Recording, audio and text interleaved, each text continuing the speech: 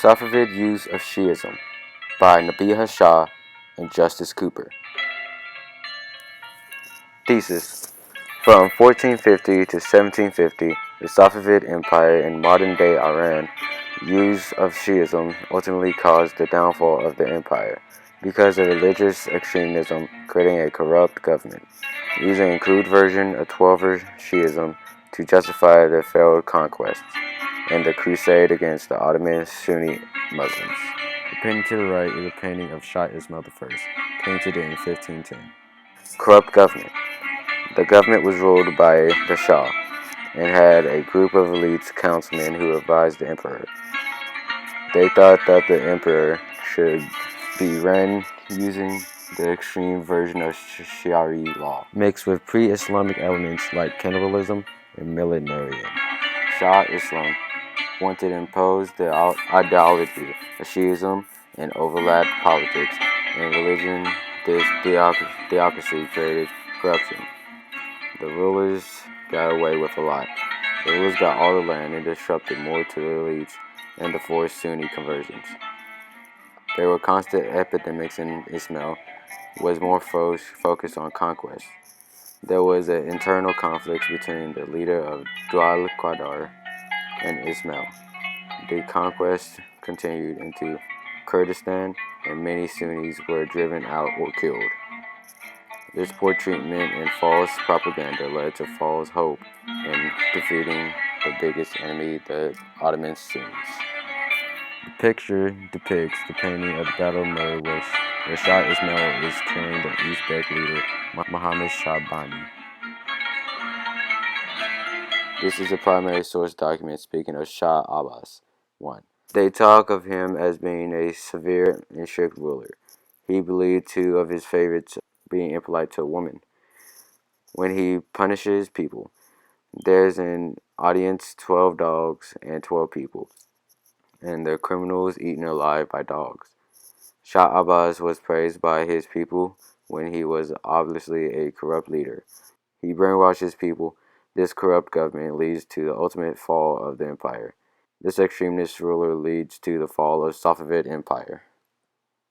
The painting depicts Shah Abbas' house that he showcased to travelers. He would often throw extravagant parties there. At the bottom right is another depiction of the Battle of Merv. Twelver Shi'ism. The Safavids used a very unorthodox version of Twelver Shi'ism, a sect of Islam that believed in 12 successors who were Ismail's Islamic religious leaders. The Shias believed that there was a hidden imam who would emerge one day in Ismail. The picture is painting. He declared himself the imam, who was the prophet. He is said to have declared, "I am the one and the only." Also is the center of Shi'ism. The picture depicts the 12 imams. Shah Ismail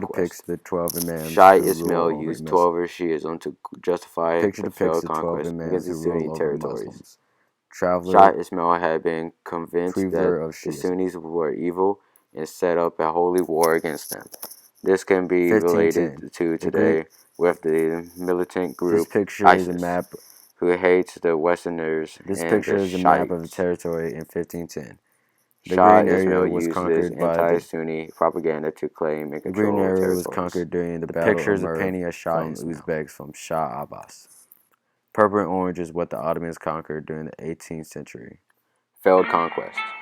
The blind faith Ismail's people had adopted didn't keep them in the right mind state. The people went and followed Ismail blindly, and Ismail ended up going crazy enough and burst.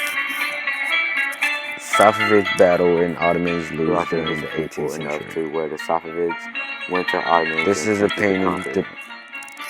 Picturing the Safavids lost a lot of money from these blind conquests. Although they conquered some, they were not able to maintain the empire. The Safavids ended up getting beaten by the Ottomans, and from this, the secession arose. This is a picture of the conquest and the areas they went in. The bottom two show how they were dressed and how they looked. The jihad against the Sunni Ottomans. When Ismail rose to power, he got extremely into Shiism and developed a hatred for Sunnis. He convinced his people that the Sunnis were evil. The Safavids then made their biggest enemies the Ottomans. The Safavids were convinced that God wanted them to eradicate the Sunnis so that they may rise to power. In the early 1500s, the Safavids attempted to conquer the Ottomans in a battle, but the Ottomans suppressed the Safavids. The Safavids then turned to the smaller countries and conquered their land. They conquered and added the Shah cities of Najaf and Karbala. This is a painting between the Safavids and Ottomans. The Safavids eventually lose in battle during the 18th century. From there, Safavid problems arose. There were a lot of internal problems. The Shiite citizens continued to burn Sunni graves. The wide territory the Safavids had conquered had a lot of conflicts. The Ottoman Sultan ended up conquering the Safavids in 1514. The Sultan was very concerned with the power of Safavids and started doing mass murders of them in the Asia Minor. The successors of Shah Ismail included Damas I, 1524 to 1576, Shah Ismail II, 1576 to 1577, and Shah Muhammad from 1577 to 1587. These Shahs all created political instability when the Qazbaj lords became extremely rich, and in major political turmoil in 1579, the Ottomans invaded Iran and conquered most of Iran right there. This is a depiction of what was going on during the 17th century, 100 years before the conquest of the Ottoman Empire. A man's worth depends upon the nobility of his inspirations. A quote from Imam Ali.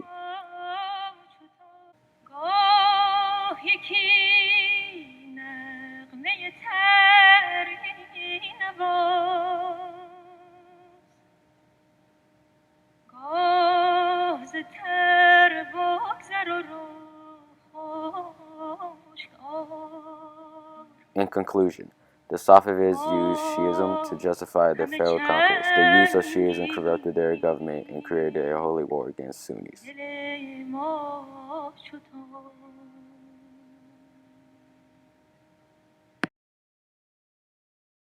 Hey, check this out, man. There was a Safavid, right?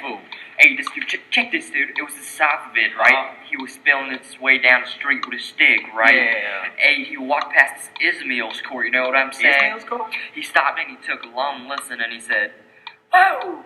Morning, turkeys." You like that one, man? Yeah, that's pretty good. It's funny because the official Safavid language is Persian, but in Ismail's court, they talk Turkish. Oh, that's right. And I got to gain that stuff, man. Hey, I'll tell you what. We'll all have a good time. We'll put on the turbans. And hey, if everybody try on a mic, I'll tell you all these brothers trucking stories. First, I'm going to start off like that, and help me sing it, homeboy. We're here to tell you about the social order and the history of the Safavids. Living under Muslim rule, it wasn't cruel. They all lived happily. As we tell you the story, you can take your turn, singing along with me. Style to hit the politics, trade, and fashion of the Safavids dynasty. So tell me about Safavids and who did they pray to? I'll tell you all this information, so just be patient, dude. So tell me about Safavids and what did their kings do? Ismail was shot at 14, Abbas was swapped out too.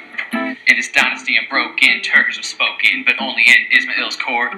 Because of cultural diversion, everybody spoke Persian, an official language of sorts. The Safavid men had specific fashions, would often wear a headdress, but the Christians wanted to wear what they pleased, so Shah Abbas said yes. Shah Ismail thought the Schism branch of Islam was pretty keen. He didn't like the Sunnis, so he used some of his money to spread Schism by military means. But Shah Abbas said, this don't make sense, we should spread religious tolerance. He brought Christians from the left and Europeans from the right. Industry and trade grew all day and night. We're here to tell you about the social order and the history of the Safavids. Living under Muslim rule, it wasn't cruel, they all lived happily. As we tell you the story, you can take your turn, singing along with me. Style to hit the politics, trade, and fashion of the Safavids dynasty. So tell me about Safavids and who did they pray to? I'll tell you all this information, so just be patient, dude. So tell me about Safavids and what did their kings do? Ismail was shot at 14, Abbas was swapped out too. Spreading their empire was the Safavids' plan. Took Azerbaijan, Armenia, and Khorasan. They soon became the strongest force in Iran. Then Ismail declared himself the almighty Shah man. But then another empire was looking for trouble. It went by the name of Constantinople, and they won when Ismail's power expired and set a border between the two empires. When Shah Abbas came, the trade expanded. Carpets, silks, metalware, ceramics. Abbas welcomed traders from all around, which brought them money in large amounts. We're here to tell you about the social order and the history of the Safavids. Living under Muslim rule, it wasn't cruel, they all lived happily. As we tell you the story, you can take your turn, singing along with me. It's about to hit the politics, trade, and fashion of the Safavids dynasty. So tell me about the Safavids, and who did they pray to? I'll tell you all this information, so just be patient, dude. So tell me about the Safavids, and what did their kings do? Ismail was shot at 14, Abbas was swapped out too. Ahmed Ismail in Liaki, he conquered Iran at 12, you see. What he did was no easy feat, but was he harsh? Oh yes sirree. Met Tamas and Aurora, ruled as long as I can remember. Met his son Anabran, who spent 20 years in jail, oh man. Met Shah Muhammad in Barca, was a Greek ruler, so nothing about it. Talked to Shah Abbas in Kuba, greatest Persian ruler I know of. And after that, the empire declined. They tried to hold together, but people made up their minds.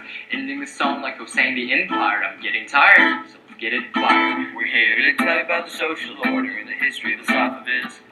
Living under Muslim rule, it wasn't cruel, they all lived happily.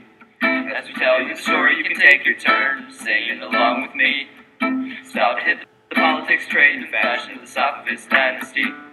So tell me about the Safavids, and who did they pray to? I'll tell you all this information, so just be patient, dude. So tell me about the Safavids, and what did their kings do?